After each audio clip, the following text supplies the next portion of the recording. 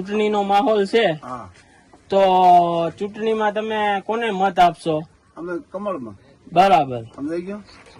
અને અમારું રક્ષણ ભગવાન અને માતાજી. કમળમાં મત આપવાનું કારણ શું? સમજાઈ ગયો.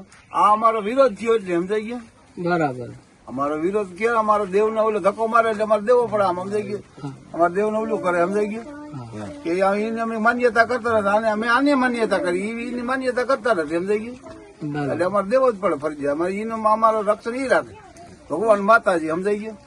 તો અમે છતરો પર અમને કોણ આવી જાવ, કોઈ અમારો ભાવ પૂછાય કે તમે શું કરો, કાજ તરીકે. સમજાઈ ગયું. અમારા માલ ઢોર તડક્યો હોય, ટાઈટ હોય, માલ ઢોર માં રખડતા હોય, રાતે રખડતા હોય તો અમે કુસામાં રાતે અંધારા. અમારું કોણ અમારું ધ્યાન રાખે? સમજાઈ ગયું. અમારું ધ્યાન ઈ રાખે માતાજી ભગવાન. અમે રાતે વીએ જાય તો અમારું ધ્યાન ભગવાન રાખો. કુસામાં માલ લઈ ગયો દિને હાટું રાતે કમળમાં અમારે મત દેવાનું. બરોબર. અમારો વિરોધ કરે એને અમારે મત દેવાનું નહીં. બરોબર. ભગવાન માતાજી ભગવાન માતાજી અમારો વિરોધ.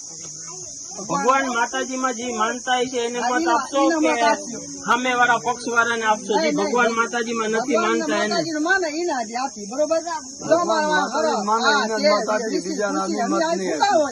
અમારા માતા હજુ વયું જાય. અમારું ધ્યાન કોણ આપે? ભગવાન માતાજી. બરોબર.